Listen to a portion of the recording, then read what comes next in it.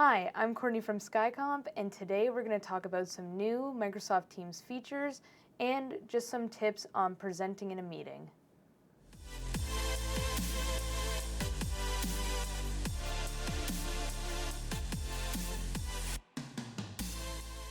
So if I was presenting a PowerPoint here, I'd open it up, and inside of PowerPoint you will have an option to present in Teams.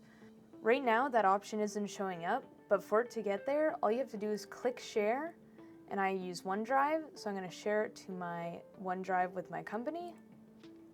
Click on it, it's going to take a minute, and now I have the option here to present in Teams. So I'm going to go ahead and click it. Now it's brought me to my Teams meeting. It's saying, do I want to present? Of course I do, so I click present. Great, now my PowerPoint slides are up in the Teams meeting. So there's a lot of things you can do while presenting in Teams. So first I'm going to touch base on this little eye icon here on this top taskbar. What this does, right now I have it visible so anybody who is in the meeting, so here I have Biggs and Wedge. So while I'm presenting, Biggs and Wedge are able to click through my slides and go ahead past what I'm showing on my screen. So I'm going to go ahead and jump on Biggs' computer and show you what that looks like from his standpoint.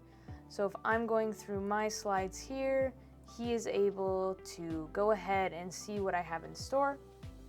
Now you can keep that if you want, or you can easily turn that off. And now, as you can see, Biggs and Wedge don't have access to going through my slides. Now only I can see them on my screen. The next thing I want to touch on is presenter mode. Right now I have it in content only, so all you see is everyone's video cameras on the side and then my slides. This is a great option to use. However, they also added a new option called Standout. So I'm going to go ahead and click it.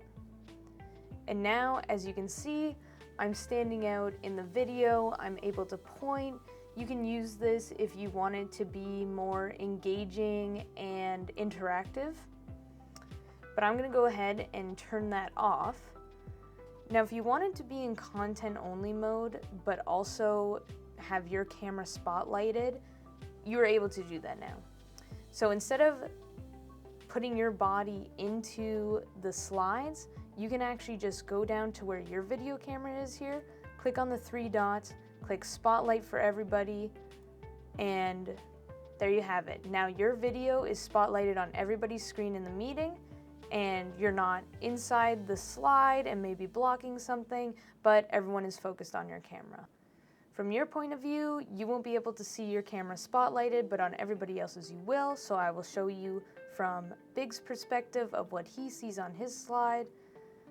And as you can see on his, we have my content here from my PowerPoint, and then my camera on beside it. Now another awesome thing they have added is if you want to hide your camera just for you. So let's say you're presenting and you don't like looking at yourself in your camera, you get distracted. You can go ahead and click hide for me, and now your camera is hidden on your screen. It doesn't hide from everybody else's screen, but it does for yours. Since we're on the topic about your camera, another option they have added is to pin for me. So you can pin your own camera on your screen, but it won't show up for anybody else's. So as you can see on my screen presenting, I'm right here, but if you look over at Biggs' screen, I am not pinned up at the top. If you want to be on the top for everybody's video, you'll have to set it to spotlight mode.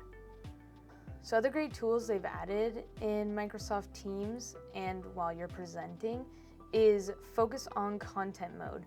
So if you go to the top here where it says more actions and you click down focus on content, now everybody's cameras have disappeared and you're just focusing on the presenter showing their slides.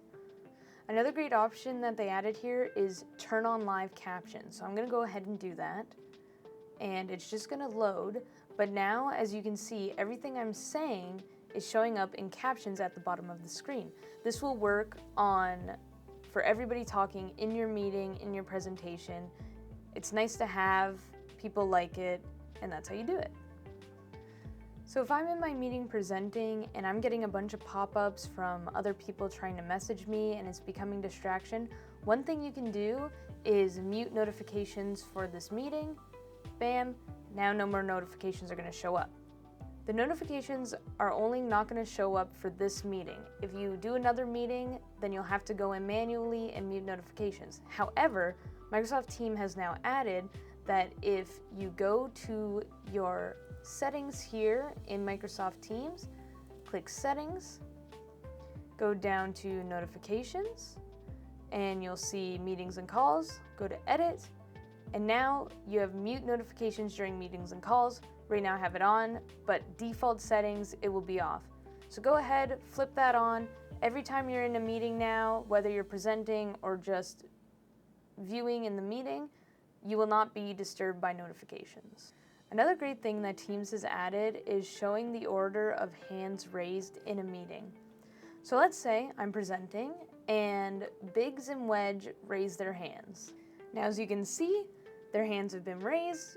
I want to go in order of who raised them first, but there's so many people, I'm not sure, and I end up missing people. Well, now that won't happen because if you go over to People, you can now see the order of which they raise them. So as you can see, Wedge raised his hands first and then Biggs. Okay, let's talk about some of the more options they give you when presenting in Teams. So as you can see down here, we have another More Actions tab. So I'm going to go ahead and click on it, and you have 3 different things.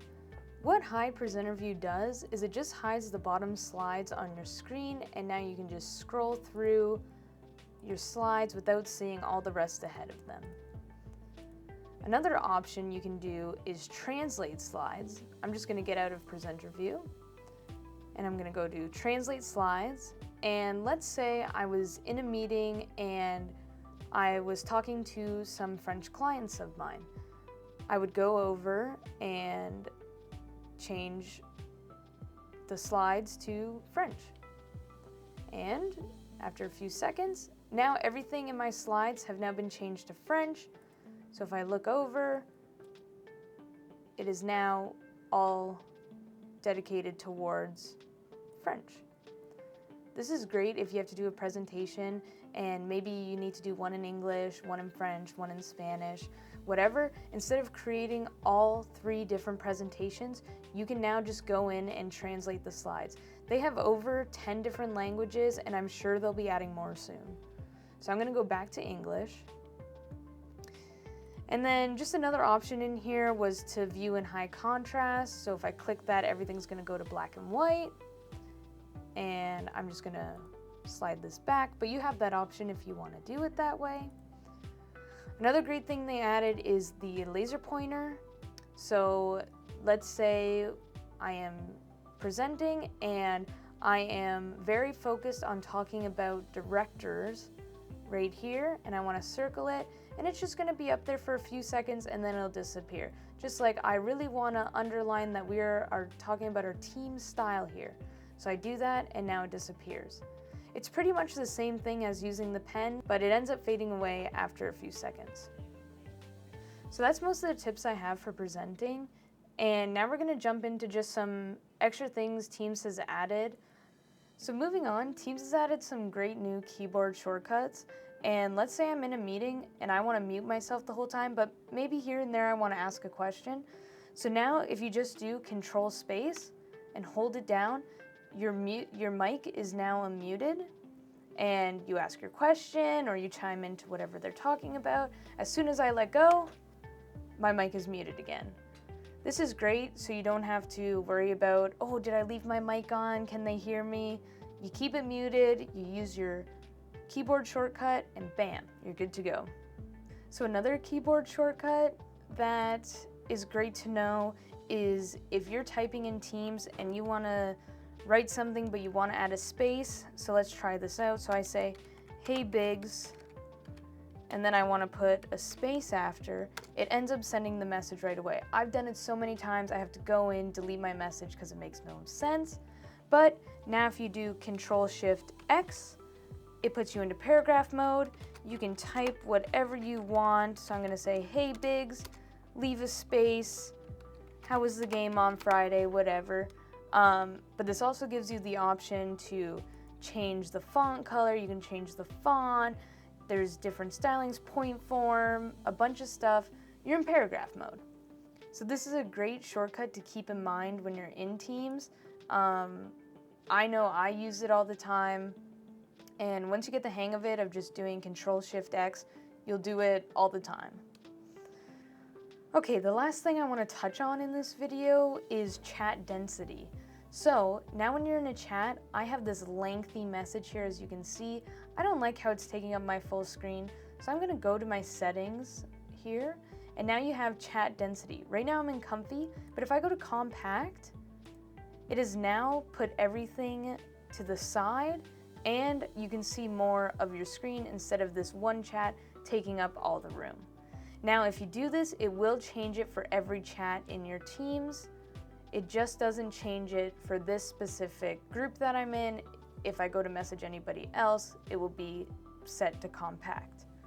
So I want to go back, go to settings, and I like comfy, so I'm going to stick with it. So that's all I have today on some new Microsoft Teams features and just some tips on how to present in a Microsoft Teams meeting. We have a bunch of other great content on our channel. Check it out, and I will see you guys next time.